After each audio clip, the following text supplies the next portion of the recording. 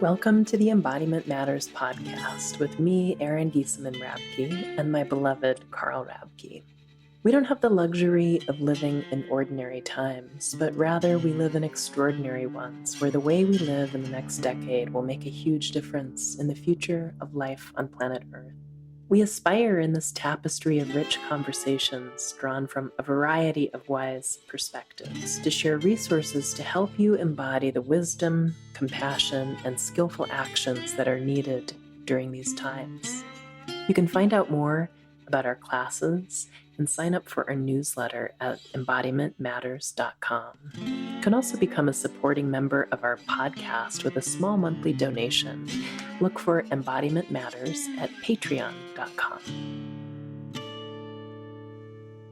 Hello and warm greetings to our podcast listener friends. This is Erin, and I'm so thrilled and honored to share with you today a conversation I had with a wonderful woman, Ariella Daly, who has been my teacher over the past year in bee-centric feminist beekeeping and European bee shamanism practices. I've also participated in classes on working with dreams and her oracular offerings, and I highly recommend everything Ariella does, as well as the gorgeous writing she shares regularly on Instagram. A little bit about Ariella. She is a beekeeper, a writer, a teacher, a musician, and a mother, and she lives in Northern California. Her work with honeybees came through a lifelong interest in human connection with the non-human world.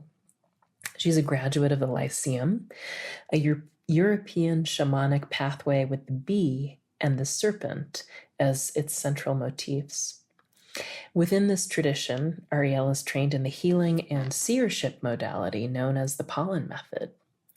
Her work is a fusion of her love for the natural world and embodied womb-centric practices.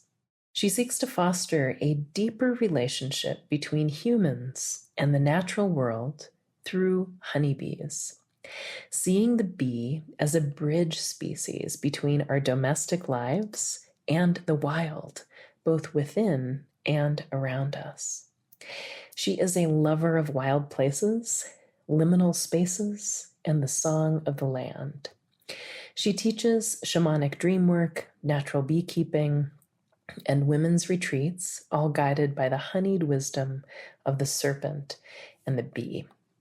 This conversation is really wonderful, and we cover a lot of ground, including about embodiment, connecting with ancestral traditions, working with dreams in a non-colonizing way. We talk about parenting during these tumultuous times, working with metaphoric mind and myths. And so beautifully, Ariella invites us into a deep love affair with the world and with life. I hope you enjoy this conversation as much as I did. And as always, you can check our show notes for more information on Ariella's website, her links on Instagram, and etc. Just briefly, her website is honeybee, B-E-E, wild, honeybeewild.com. And you can find her on Instagram at beekeeping in skirts. Enjoy. Ariella, thank you so much for coming. I'm so excited to have this conversation with you today. Thank you, Erin. Thanks for inviting me on. It's a delight. I was just saying before we started, and I'm just going to repeat this again, I have loved every moment reading your words, being in dream classes and the recent women's beekeeping apprenticeship with you, and love hearing you talk about all kinds of topics. So I'm really excited to just see where we go today. But I'd love to start by asking you about embodiment, which I know is an important piece of your practice and work, and what that means to you and why it's important. I was always pegged when I was younger as like the very kind of ethereal, fae-like, sort of not off in the clouds, but just sort of like in between. you know, often equated in a joking way with like the fae and fairies. And that got old. You know, at first it was mysterious and exciting, but it got old. And, you know, I loved the concept of embodiment when I was younger, and I really tried. Like all through my early 20s, I was trying and trying to like grasp what it meant to ground. You know, that was a really popular way of talking about being in the body when I was in my 20s. And all of these types of things. But it wasn't until I had a miscarriage at 29 that I really started to understand what not being embodied felt like, because I feel like part of me followed that soul out. And so I couldn't figure out how to get fully back into my body. And I was, you know, dissociating, to use a psychological term. And that's when I came across the work with the bees and European bee shamanism and the sacred trust, and went there thinking it would be all about bees, which it was in many ways, but it was really all about the womb. And this was the place that needed the most healing for me. And when I started to approach the womb as a sentient, wise organ with its own intelligence, and dropping my intelligence down into that space through meditation, it was like a door unlocked for me, and I suddenly had access to my emotions again, including the incredible grief. Like, not, instead of like a gray sort of stale depression, it was grief that came through, and rage and joy. And so embodiment for me isn't just about what it's like to feel like you're in your body or moving in your body or moving from the body. It's about letting your decisions come from the body. It's about letting your emotions move through the body, because that's where they're stored. And often when we consciously visit places in the body or get into our body through some kind of activity, whether that's meditation or, you know, swimming or whatever it is, things get stirred and released. To me, having access and range of emotions and the intelligence that's inherent in the body as an animal, not just as a human, but as an animal, the intuition that's available as an animal in the body it's so valuable. So that was my introduction into real embodiment work. Mm-hmm. It's beautiful. I remember hearing you speak in some interview a few years ago about sort of being drawn to magic or something like shamanic traditions or something like that. And then finding something in the path that you've been on for the last decade plus that really brought that to life in a different way. Will you talk about that a little bit, about reconnecting with ancestral traditions and how, you know, shamanism can be a loaded word, but how you carry that, how that relates for you? So let's go back again to that teen, you know, 20-year-old who was, like many of us, looking for another way. You know, I was raised, there's no religion in my upbringing. I was raised on many different traditions from many different cultures, but nothing necessarily specifically spiritual. But I was still raised in the, you know, Christocentric model of the West, and was looking for something else, and waiting for that, you know, that deep bell that rings in the heart when you find something that resonates. And so far, the place that I had found that were nature, but the nature traditions that were popularized where I was living and where I'd grown up were Native American, and there's nothing wrong with that. That's beautiful. But even before we had really started to work with the word appropriation, there was a knowledge that wasn't quite the right path for me. And I didn't have the words. I just knew that would be appropriation. And not to criticize anybody who is perhaps a settler living on occupied territory who is deeply connected to those spiritual traditions. There are ways to weave with that, but that just wasn't my path. And I was probably 15 when I came across, you know, through herbalism, I came across Celtic shamanism, Wicca, all of that stuff. I started to identify as a witch very early on, but it was, and I really mean this with the most love in my heart towards my younger self. It felt like playing at, and I was doing it so earnestly. But when I went to England for the first time, it actually I was led there from a book, and I remember reading the book, and it was talking about places in England and places in specifically Cornwall, where I had already been once when I was 17 and had just pretty profound experiences with the land. That was my first experience of being claimed by a place, to refer to the way Martin Shaw often talks about place, is to be claimed, where I arrived and it was like I didn't have a choice. The place was claiming me. The same thing happened with the bees, right? So we get claimed by these places and animals and aspects of nature. And I think that's where the sort of difficulty of perhaps appropriation and shamanism and all these things get muddy, because we can go somewhere and it's almost like we don't have, just like, I am pulled. This land is saying, you are mine. You're a part of me. And for me, I was, actually returning to ancestral land. So we found out many years later that where I ended up studying in bee shamanism in England is where my ancestors are from, and that my mother's maiden name goes back to the people of Bee Hill. Wow. Like, you gotta be kidding me. So that's part of where I come from. But way back then, I didn't know about all of these types of things, about how much was lost. I just felt the loss. And I think that's really important for all of us to remember in the age of spiritual consumerism, is that some of that is coming from a place of, really displaced peoples on all sides. So ancestors fleeing poverty or fleeing persecution. The Irish, I'm Irish, were very persecuted. They became really intense persecutors themselves. The oppressors become the oppressed become the oppressors. All of that is, woven into the narrative. And so it doesn't excuse horrible acts and bad behavior, but what it does is leave this sort of gaping hole of, sorry to sound so intense, but what I would call the spiritual starvation of the West. And I've mentioned this on podcasts before, but it's just sort of like, where is it? Where do I go?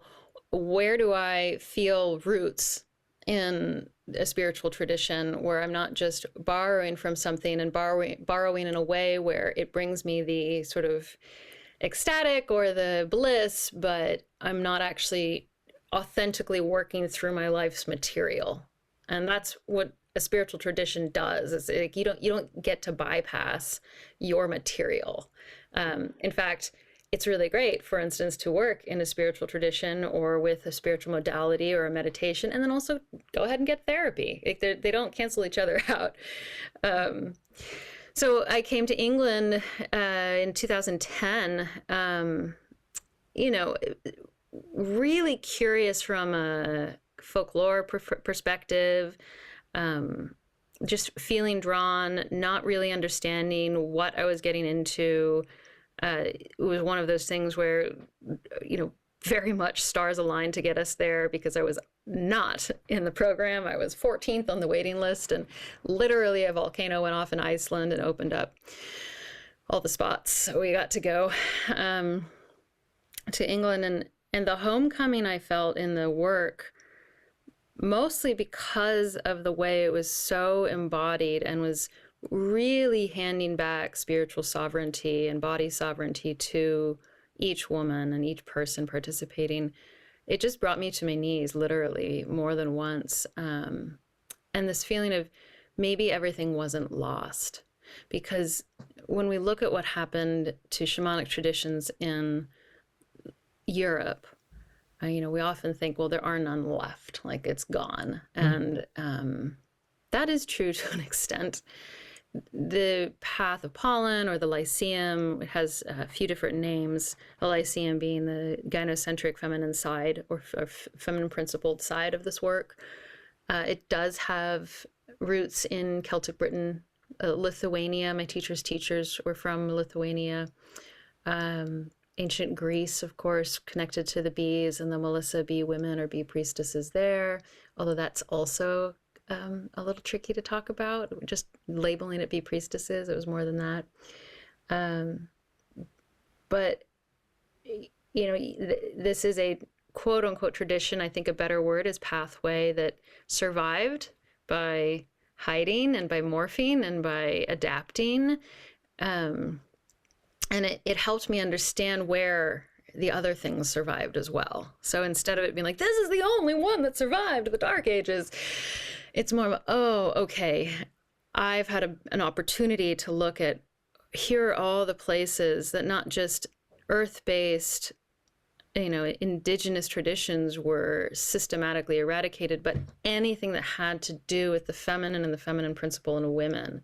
So this was like very eye-opening for me, looking at women's religions and women as spiritual leaders, where that was systematically eradicated and suppressed. And that's been really powerful. So I went from it being like a magical idea to being a magical reality to being like, oh no, this is actually just a human story. And I'm part of that story. And the bee priestesses weren't these all magnificent, magical women that existed once upon a time. They were real women with real lives who made bread and raised children or didn't raise children, you know, and lived their lives and didn't necessarily go around with a crown saying, I am a bee priestess, you know? So. It's such beautiful work. I want to just say that, you know, from me also, from the time I was a teen, was really interested in like other ways. And I've been in a lot of different other ways. And I will just go ahead and say that I have a pretty refined bullshit detector at this point in my life. And I love, I will say, in working with you and learning with you, there's something that's really unique that comes from the West that does not set off my bullshit detector, that feels, it's so clear that somebody didn't make this up 20 years ago. You can feel the deep roots and that there's a deep coherence in, and I know I've barely, you know, scratched the surface in being in your world for a few years, but it's so beautiful and so coherent. Thank you so much. Yeah, I just feel like there's so many of us who can relate to that, you know, kind of sifting through our own dreams and books we find and workshops we take and are looking for our truth. And there's so many pathways to it. I just happen to land on a very small, you know, it's a small folk tradition. It's not this like big hidden secret. It's a small folk pathway. And one of the things I love that my teachers, or well, my teacher Naomi Lewis says, and her partner Simon, although I haven't studied with him, is that this work is indefinitely ancient and ever new. And that's important to remember, because while it wasn't made up 20 years ago, there are aspects that were absolutely incorporated 5 years ago, 2 years ago. You know, I've added my own flavor to whatever I'm doing, and it gives me immense comfort to remember that everything was made up. But when we talk about made up, we're talking about something that then we then devalue it. Oh, it was made up. What was it made up 15 years ago? Was it made up 60 years ago? Was it made up, you know, 400 years ago? Does it have more value if it was made up 400 years ago? And I understand the question there is, like, where are the roots and where are the ancestors? We're looking for that. And that is super, super important, and, you know, fills a deep ache in the heart for many of us. But to make up is to use the imagination. And as you've probably heard me say in class more than once, the imagination is the tool that spirit can then speak through. So when we cultivate our imagination, we cultivate our body's wisdom, we cultivate our emotional range, which is something that I really learned from my teachers, was just fully flooding open that range of emotions. We give ourself we give spirit greater access to us and us greater access to spirit. So made up or spirit informed, hard to tell. Like, what does that even mean? I think everything that we know, plant wisdom that has been received from all cultures who have beautiful herbal traditions, so much of that was received through spirit. And what does that mean? Dreams, songs, intuitive knowings, just a sudden awareness, hearing the voice of the plant, and this is something that we all have access to. We just have to remember it and sort of deprogram a lot of our ways of learning so that we have more access to other ways of learning. Mm-hmm. I love that. For people who aren't familiar with approaching dreams in this way, will you talk a little bit about how you work with dreams, how you understand dream activism? Just unpack that facet of what you just spoke about a little bit. So in the work I do, dreams are seen as a divinatory tool.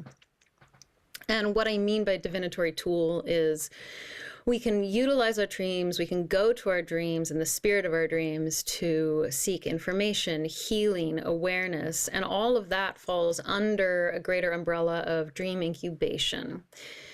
Dream incubation, you find it in ancient Greece. It was utilized by Asclepius, father of modern medicine. I don't know if I'm pronouncing his name right. I never am sure, even though I check on the internet all the time.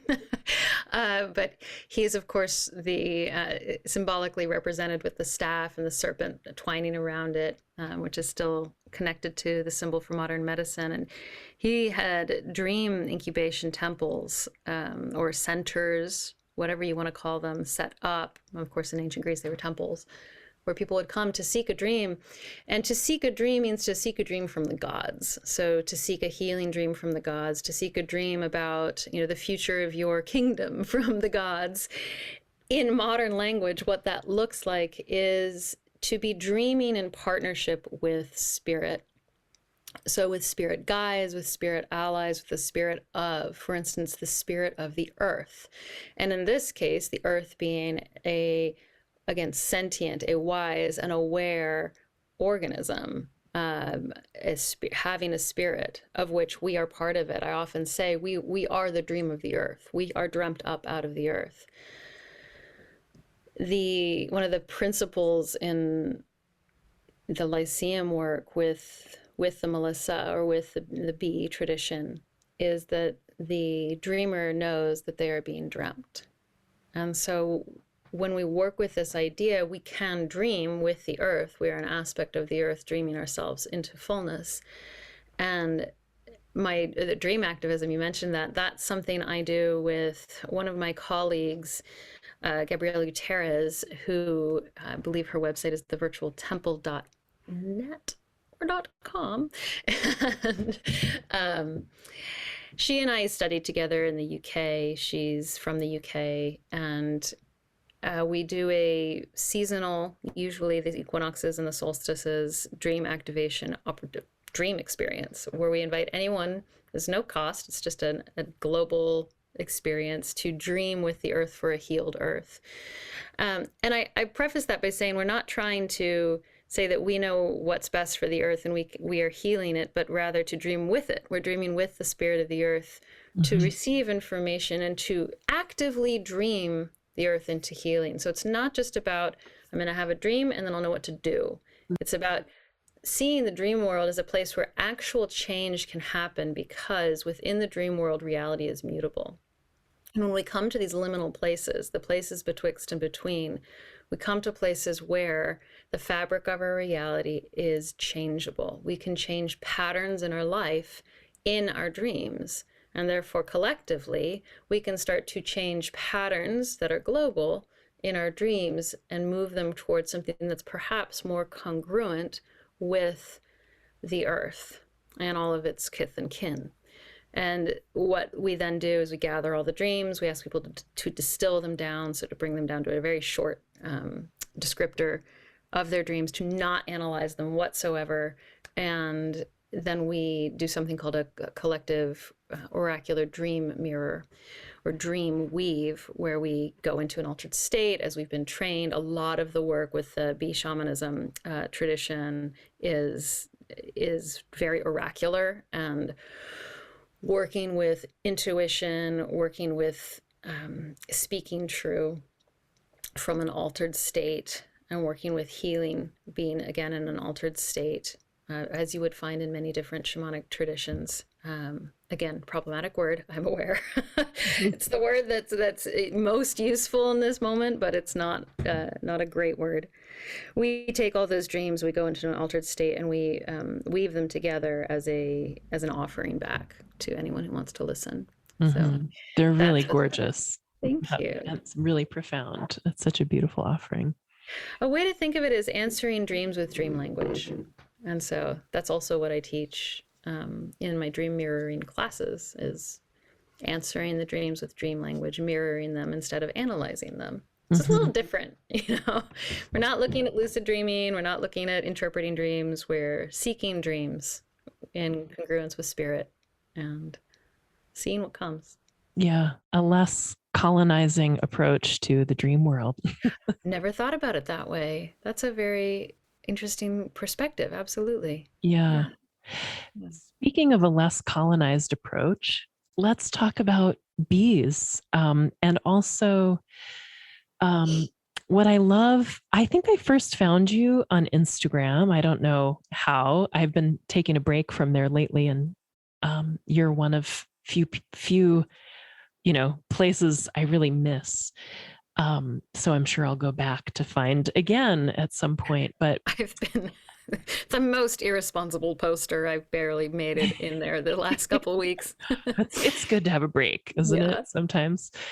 But I love, in my lens, a lot of my work, it is somatically oriented, and really inviting a less colonized approach to embodiment, and then how that relates into the world. And I love the way I first fell for your writing about bees, because it's about so much more than the bees. It's so specific to bees. And I've loved learning with you. I have my hive and my gear, and I'm ready to welcome bees in the spring.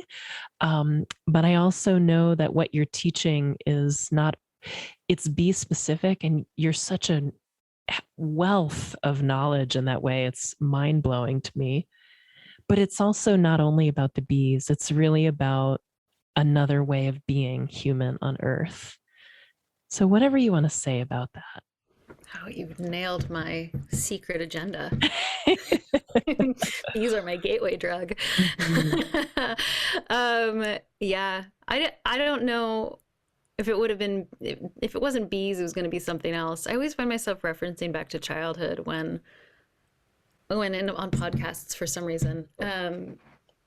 Could have been wolves. I was obsessed with wolves as a, early preteen, meaning I had the ability at a very young age to go very, very deep into one area, which is hard to do in the modern culture that we live in, because we're fed so much from so many directions, right? I'm not saying, oh, look at me, I did something good. It's more that, I find it hard. It's very, life is distracting. And so the bees were not something I was expecting first and foremost in my life. I've said this before, and I think it's so funny. I actually didn't like honey as a kid. Yeah, so honey was an acquired taste as an adult. I didn't have a positive or a negative feeling around bees. It was the folklore that got me into it, not the bees themselves. So that was, again, like, it wasn't like I had this magical experience with bees that made me go research them. It was folklore around them, because that was my very brainy intellect going into that. I'm very, very brainy, which is why embodiment work is so essential, why somatic work is so essential, because otherwise I'd be a spinning top all the time. The bees, um, when I did finally have that introductory experience with them, it was incredibly magical. It was transcendent. It was dangerous. I was covered in bees by accident. Is this when they moved into your wall? No, No, no, no. it was Okay. right before. So, yeah, yeah. Brief story behind the bees. I found the tradition around bees and folklore around bees and the shamanic work around bees before I found bees themselves. And um, although that weird, I just had a memory. Um, a few months before the book came into my life, I was out backpacking. Maybe a year before, I was out backpacking with some friends in the wilderness near Mono Lake, and we found basically like a huge mound, a mountain of obsidian, and we camped there for the night. And we ended up sleeping beneath a ponderosa tree filled with a beehive. I didn't know enough about bees. I just was like, yeah, that's fine. We can sleep next to the bees underneath them. And we did, and it was fine. But that was the beginning of me sleeping with bees nearby. When I went to go sign up for this course in England to study, I didn't get in, as I already referenced. So I decided to go to a class, and I just looked for the right kind of class and ended up finding one here where I live now in Sonoma County with a wonderful mentor. I cannot recommend his work enough. Mikhail Thiel. He has Apis arborea. He does a wonderful podcast as well, basically like a salon conversation. He's connected to the Natural Beekeeping Trust in England, and he lives here in Sonoma County. And I've shared this before, but the very, very short story is I went to take a class with him about the connection to honeybees, accidentally ended up being covered in actual honeybees.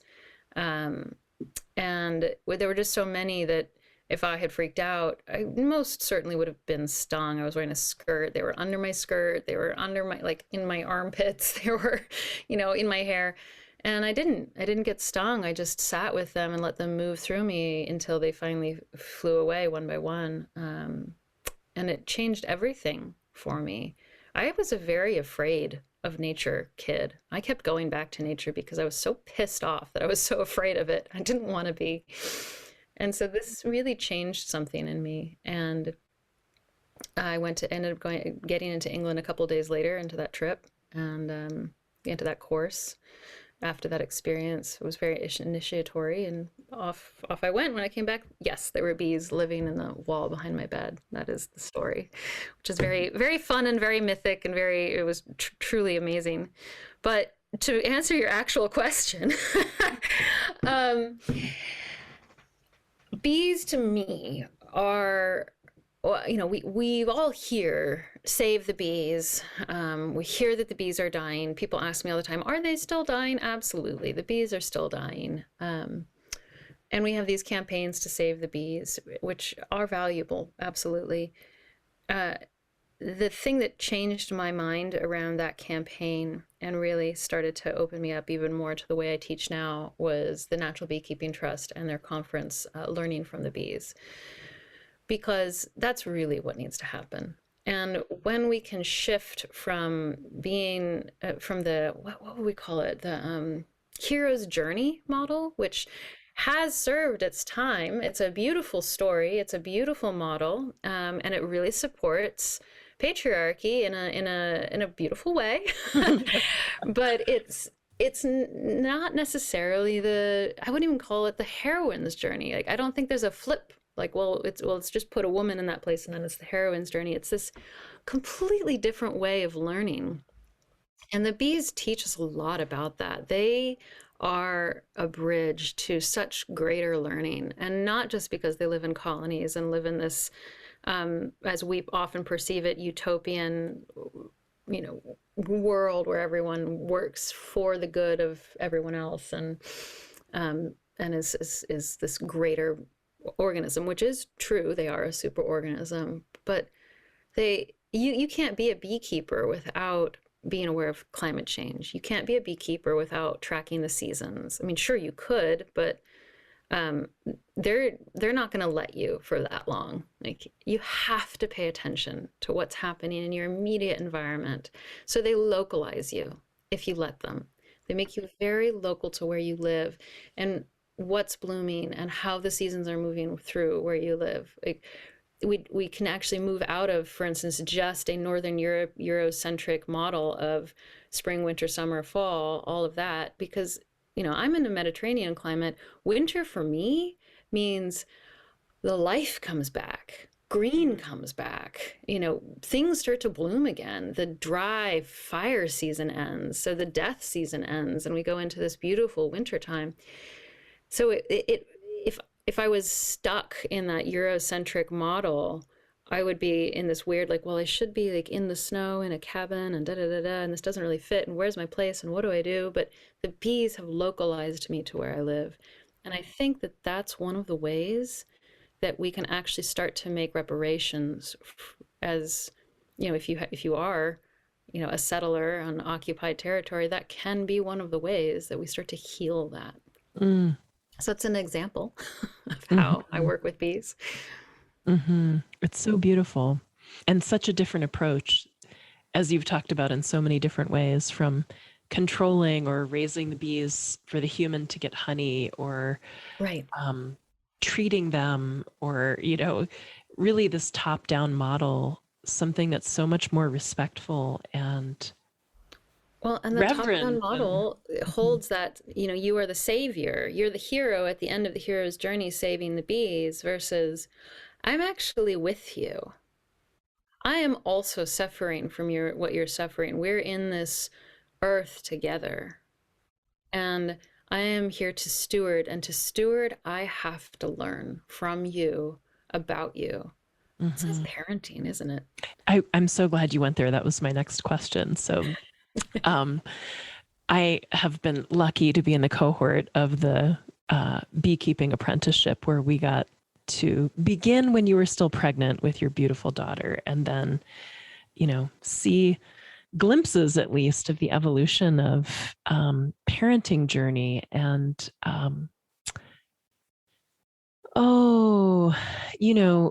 my son is 11, and what a journey it is to raise a child at this time on planet Earth, and how important it is, I think, for us to keep reminding each other as parents. Something like just what you said about the bees, well, maybe I'll just let you say it freshly, how it's hot off the press for you today, about raising a child at this time of both great unraveling and great turning, and great possibility and great loss. I read this book once called, disclaimer, if you haven't read The Bone Clocks and want to, skip this part because I'm going to talk about the end. At the end of The Bone Clocks, it's 30 years or something in the future, I don't remember exactly, and there's a grandmother, I believe, and I could be getting this wrong, but an older person talking to younger people about what it was like to have megafauna on the earth, what it was like to have polar bears and zebras and elephants. And it broke my heart because it was so well done that I was like, that's real. That could be real. We could only be left with photographs. And it shattered me. Just shattered me. I don't know what it is about me, but it's the animals that really get me. And so, animal suffering has always broken my heart. And what broke me more than anything was that my child that didn't exist yet, could be raised in a world where they're always hearing about how beautiful it used to be.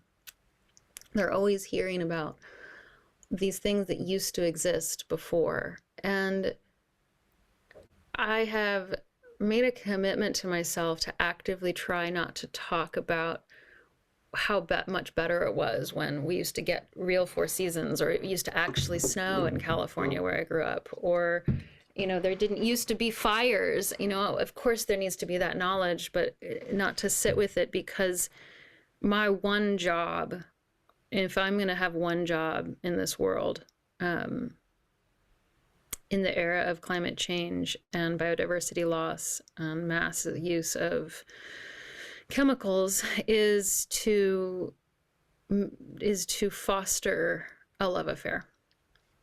And that's true for parenting, that's true for my job, that's true for my relationships, is to foster a love affair with this earth, and with this earth as it is now, not as it was.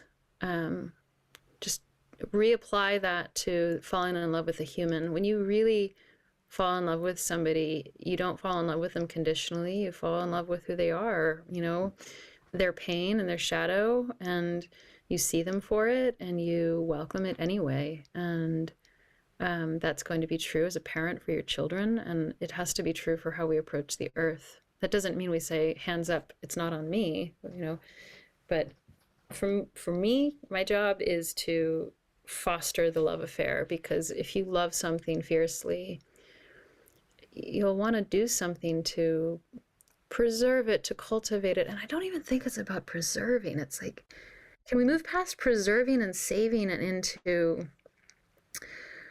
what is the word? It comes back to like motherhood to me, like cultivating and helping to flourish and supporting. And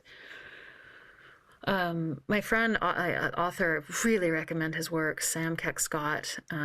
He's published in a few different magazines. You can look him up. He writes a lot about the Anthropocene and nature. And he called me up once when I was having a lot of grief around this. And he's like, Ariella, life wants to find a way. Sorry to be using the, what do we call it? The Jurassic Park quote. But like, given the opportunity, given the right conditions, life will flourish.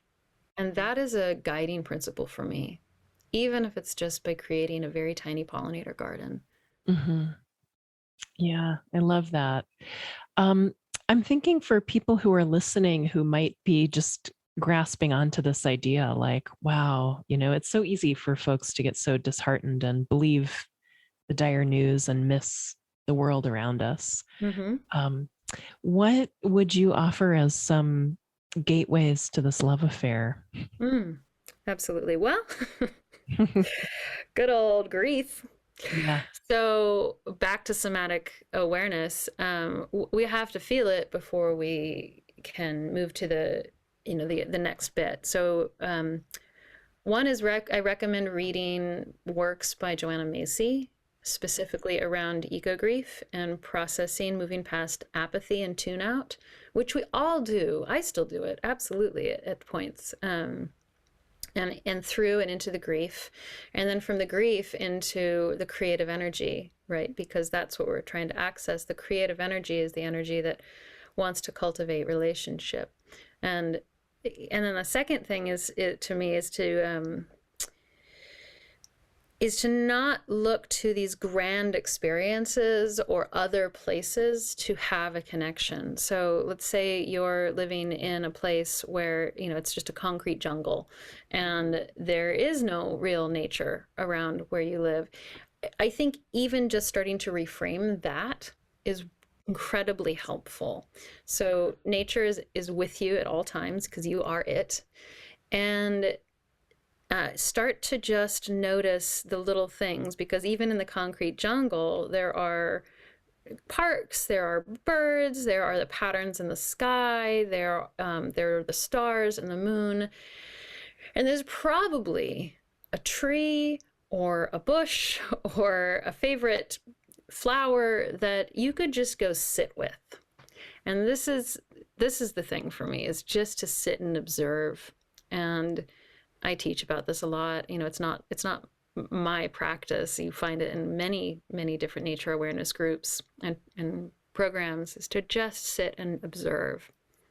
And that can be as simple as watching the shadows for 10 minutes move as the sun moves. It can be noticing what birds are showing up. It can be listening to the sounds.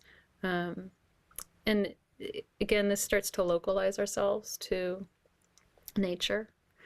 Another wild thought is to consider talking to a tree or a body of water or a mountain. And what does that look like? It could be out loud, sure. If you feel courageous enough to be out loud, you don't have to, though. It can just be sitting and imagining in your head what you would say. And what would you say? It doesn't have to be this like, oh, I'm so sorry for everything we've done to you. That might show up for you, but when we talk about communicating with the more than human world, it can really just start with, this is who I am, and I'm curious about you.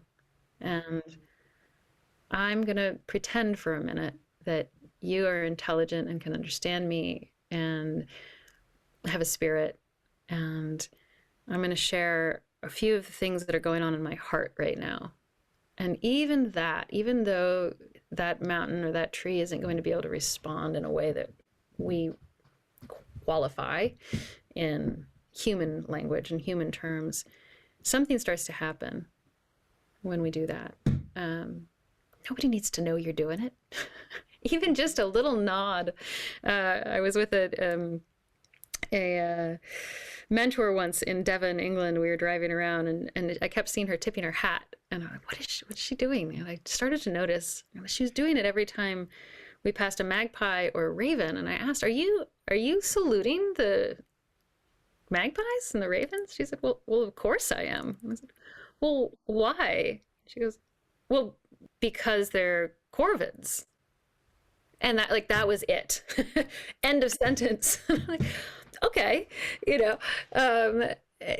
we can start to have relationships, just hellos. If talking to a tree is too much for you, just a hello, just a quiet nod as you're walking down to get your, local coffee shop, and there's that, sycamore tree that's been hacked to pieces to look a certain way to fit the ideas of human beauty. You can still just say hi. Mm-hmm.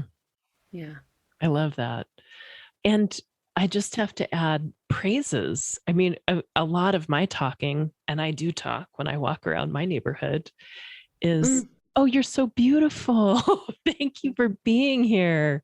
Long may you thrive, just absolutely. That's love a language. Example. Yeah. I know we both love the work of Martin Shaw, and I'm thinking about something he said. I think it's in the trailer they made for when his book Scatterlings was new. And that's the one for me. So powerful, isn't it? Yeah, me too. Mm-hmm. And he spoke about doing something like drawing a chalk circle 10 miles around where he was, and like, this is my place, and this is where the dreaming animal of the earth is communicating with me, and I'm going to apprentice myself to this spot. And he said something that I've thought about so often, which is like, the way almost immediately, if we consider doing that, the mind goes, oh no, but I want that other spot. Yeah. And the same with this body, the way it can be like, oh no, but I want their kind of body, or I want something different. And I love the way you keep saying about, which I haven't heard you say in exactly this way before, about the bees localizing us, and the essential invitation to open our eyes through whatever the biases that come about our own body, our own yard, our own neighborhood and place, and to see what's there, really, Yeah, it's a really good example, the bees in that context of the 10 mile, because their flight range is about 8 miles. So, when you see bees foraging, they're within an 8 mile radius, and that's really informative. It can really help you, like we've been talking about, localize. When I moved to where I'm living, I moved here when I was 7 months pregnant, and I moved from what's known as West County, Sonoma County, which is wild, and every full moon I'd hear the coyotes running through the valley, and I saw bobcats, and I knew there was mountain lions that passed through, and there was a great horned owl in the tree, and I was in it. I was with nature. And had my bees out there, and then we evacuated one too many times, and I from wildfires, and I didn't want to evacuate with an infant, and I also couldn't afford rent in West County because everyone wants to live there, and so I moved to this suburban neighborhood in a nearby town, and because of this practice with the bees and this sense of nature is still ever present, instead of moving here and feeling dispirited by the fact that there is no wild land, I just started walking the neighborhood throughout those last few months of pregnancy and doing these things, and noticing what were the bees drinking and what was blooming and what was not and what might bloom in the spring and who else was here. And, lo and behold, there's tons of deer. There was actually a mountain lion in the creek corridor just a mile up recently. It's ever present. There's a thriving bird population, and I'm in the middle of suburbia. Mm-hmm. I love that. It's beautiful. I want to ask you, and I don't think I'm going to phrase this, but I hope you'll understand what I'm trying to get to. And it's something about in your work, which weaves together, beekeeping, bee shamanism, and these other ways of seeing and participating in the world. There's something, I'll tell you where this comes from. I'm reading a book called Native Science that's really about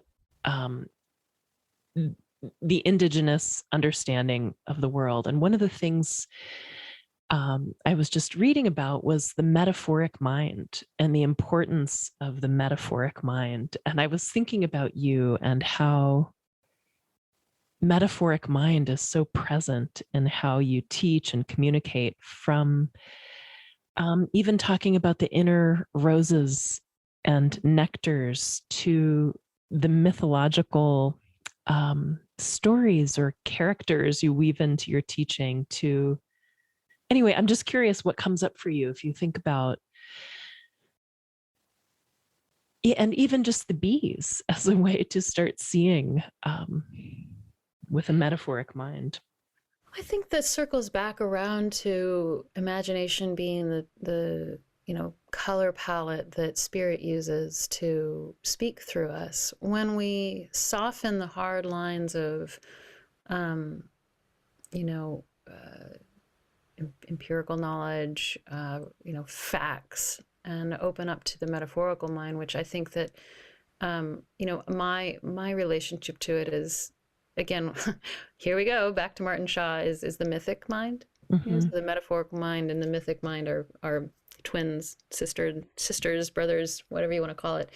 And while there is value in, for instance, the beauty of the scientific method, absolutely great value in that. What we've come to is these ways of learning that are the way of learning. So the top-down model and the facts model, which is facts are important. But my sister's a fifth grade teacher, and we were just talking about how history is always subjective. There's no such thing as history. Actually, it's just his story or her story, and when we open to the metaphoric mind or the mythic mind, we soften the edges of binary thinking and open up to, I think it just opens, it's a way of opening ourselves up. It opens us up to our own intuition in a way, I believe. In the healing modalities of the Lyceum, we work, there are places for men or male-bodied people or male-identifying people to work, but I am trained within the wombic and gynocentric aspect, or those who identify with those energies. And within the actual healing methodologies, as well as the oracular methodologies that we've been taught, everything is spoken in metaphor. So everything is approached as metaphor, even if that metaphor that I'm speaking is a direct beeline to you, and you know it is like, holy crap, that was coming through as something I needed to do, and that was just reflected back to me. So I might not know what's a direct, quote unquote, not metaphor, but it's coming through because we can actually do more when we receive something in dream language, in metaphor, than these sort of very, very rigid, like, this is what's happening to you. If I tell you, let me try and think of an example real quick, because this will be really much more helpful.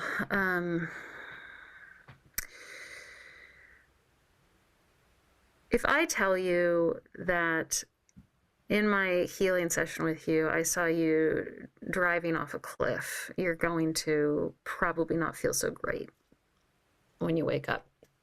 Or driving really fast down a very curvy road. But that might be my seed and the metaphor that's showing up for me. But if I share, there is an energy around moving very fast in your life, akin to being in a car going a little bit too fast. You now have the agency and the spiritual authority and inner authority to take that as a metaphor and go, oh God, okay, that doesn't mean she's saying I'm going to crash into something. It's that I'm moving through things too fast, and I feel that in myself. And and then we could talk about what else, like what other metaphors are out there to help support you seeing through your own inner seeing what's possible for change, for you, for healing, et cetera, et cetera. Yeah, that's an example that my teacher Naomi Lewis gave, and I think it's really akin to that. I don't know if it's exactly that, but something like that. So I hope that maybe answers your question. Yeah, it's beautiful. I would love to, I'm not sure if I should read your words or if you'd like to read your words. I can share them with you, something you beautifully wrote. Do you have a preference? Yeah, you can read it. Okay. Yeah. I just found one of your recent posts. I popped onto Instagram where I haven't been lately and thought, oh, let me find what's happening. And you wrote this about the upcoming beekeeping apprenticeship, which I highly recommend because it's also about so much more than beekeeping. So you say, it's not really about beekeeping, this love affair, this devotion to doing it better, to listening, to finding another route that gives and heals instead of takes. We can call it beekeeping because surely there are some tricks of the trade, some caring for the bees in their boxes that we can learn, but really it's about your roots commingling with the mycelia. Really, it's about your tears dripping into the river. Really, it's about the moon dipping into your dreams and curling around a whispered tune you think you remember from long ago. It's not even about saving unless the saving is you, and you are the forest, and the forest is the sea, and the sea is the stars. What it's about is weaving, reweaving, rewilding, restoring, revivifying. It's about listening, ear to the hive, womb to the earth. It's about grief and exaltation. Sting in your heart, honey on your lips.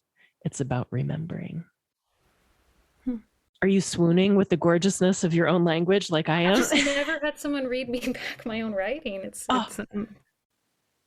humbling. It's stunningly beautiful, isn't it? Thank you. Thank you. Yeah, I might get sweating. Ooh. Yeah. I luckily don't have the critic firing. I still agree with all those words. Mm-hmm. Yeah. And just the richness of beauty and metaphor that speaks to something so deep. And I love that you named that it's about remembering. It feels like that to me, this uncovering this something deep and innate and, as you say, a devotion to doing it better, finding that can be a remembering. Yeah, and not doing it better in the sense of someone else is measuring your worth, but that there's so much opportunity to be in greater kinship with yourself and with the earth.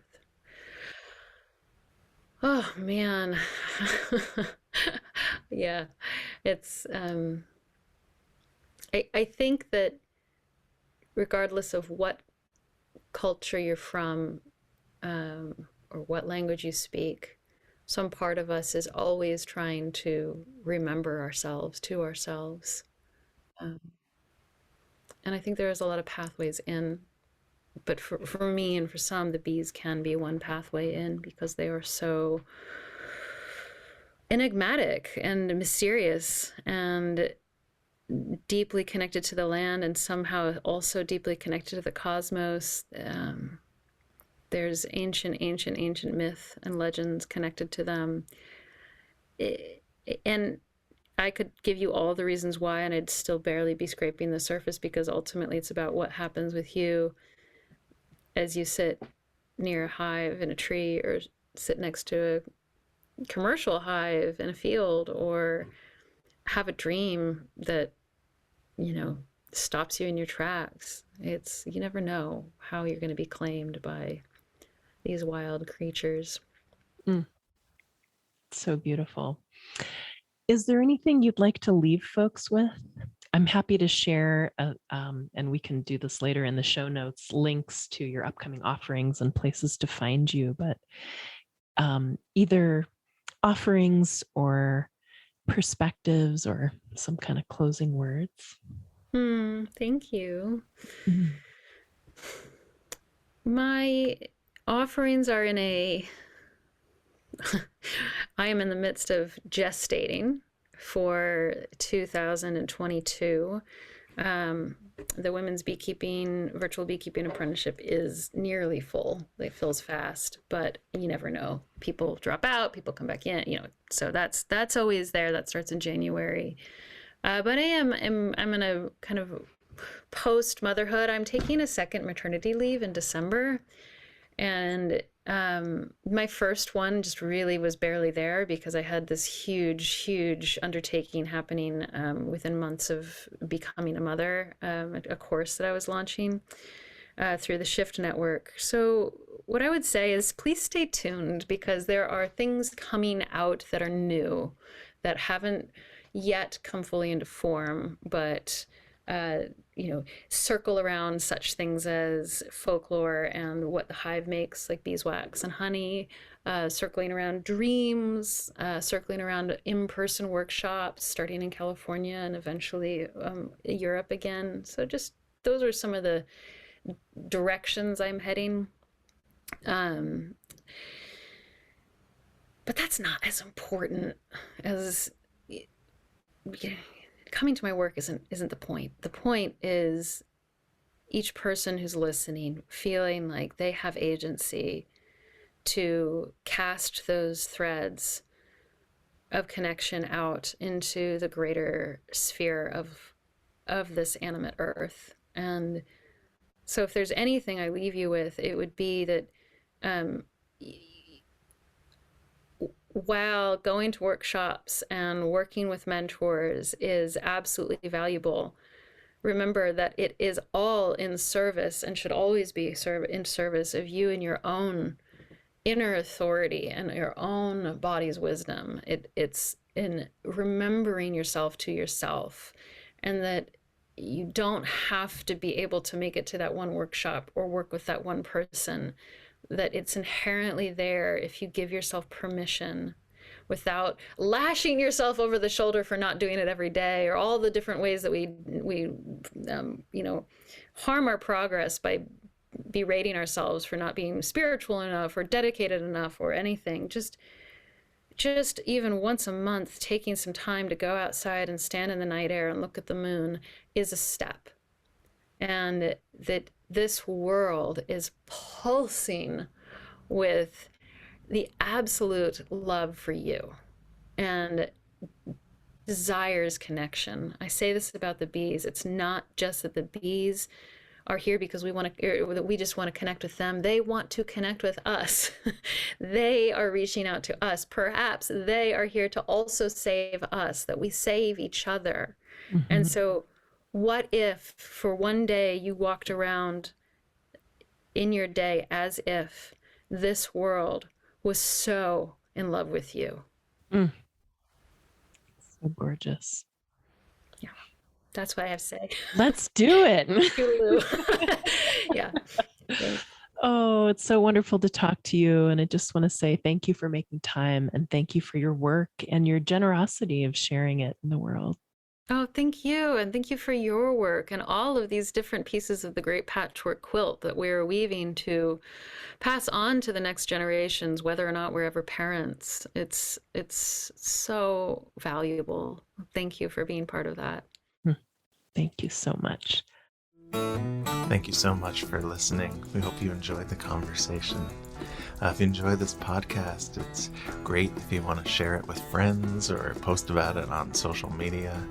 Also, you could make a donation to support the podcast or find out more information about our classes and offerings at our website, embodimentmatters.com.